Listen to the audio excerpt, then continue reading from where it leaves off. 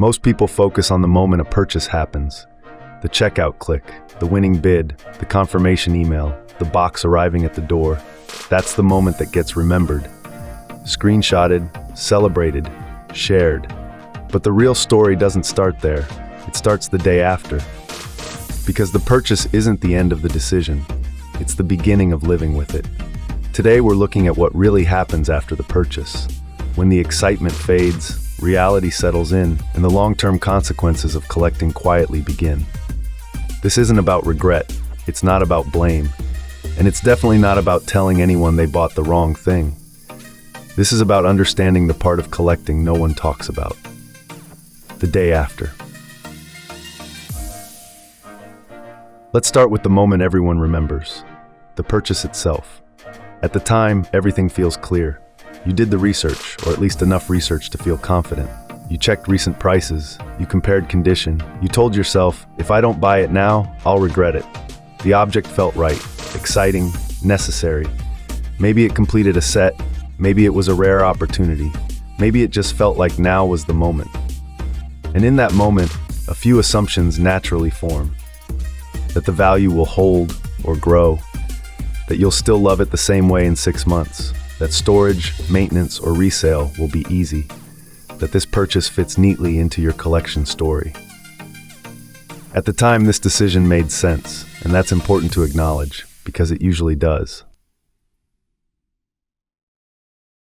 The day after, things still look fine. The item is sitting there, on the shelf, in the case, in the vault. There's a calm that follows the excitement, a sense of reassurance. You might take another look at it, reread the listing, reconfirm the specs, you feel validated. Maybe you even get external confirmation. A friend says, nice pickup. Someone online agrees it was a good price. A market graph still looks stable. This is the phase where people say, see, that worked. And in many cases, it does. Nothing is wrong yet.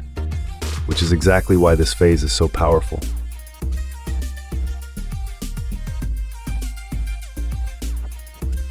This is where the invisible shifts begin. Not dramatic changes, subtle ones. Your attention moves on to the next item. Your standards adjust slightly. Your sense of normal price changes. Maybe storage becomes tighter. Maybe insurance costs creep up. Maybe maintenance feels like a chore instead of a joy. You start making small compromises. I'll document it later. I don't need to track this one. I'll think about resale if it ever matters. Nothing feels wrong. But something is changing. The purchase didn't just add an object, it added responsibility, context, and future decisions. This is the part of collecting that compounds quietly.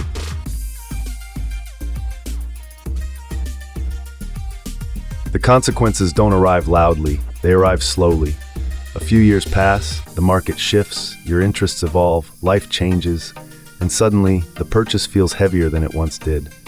Reselling isn't as easy as expected, documentation is incomplete, condition isn't as perfect as remembered, or the item simply doesn't fit the collection anymore. This is when people say it happened so fast, but nothing broke overnight. The outcome was shaped day by day, by what happened after the purchase, not during it.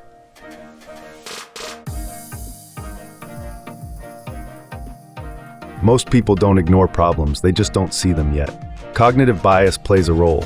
We want our decisions to be right. Overconfidence creeps in. I know what I'm doing. I've done this before. There's process blindness. The excitement overshadows the system. An emotional investment makes it harder to step back. Once something is yours, objectivity fades. This isn't a flaw. It's human. And every collector experiences it.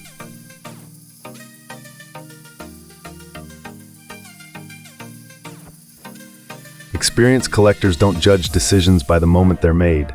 They judge them by what happens after. They ask different questions. How will this be tracked? How will this age? How easy will this be to move, insure, or explain later? What behavior does this purchase create in my collecting habits? They watch signals, changes in storage, changes in attention, changes in discipline. Not because they expect failure, but because they plan for reality.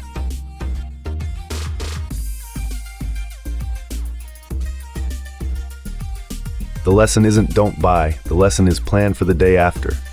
One mindset shift makes all the difference. Don't ask, is this a good purchase? Ask, what does owning this require over time? One framing principle: every purchase creates future work, whether you see it or not. One long-term question: how will this decision look to me 5 years from now? Simple, memorable, powerful.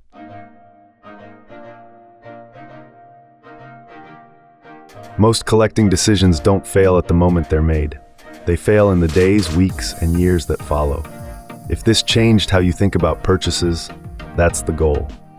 This is the day after. And next week, we'll explore what happens after the collection grows faster than the system supporting it. Until then, collect with intention, not just excitement.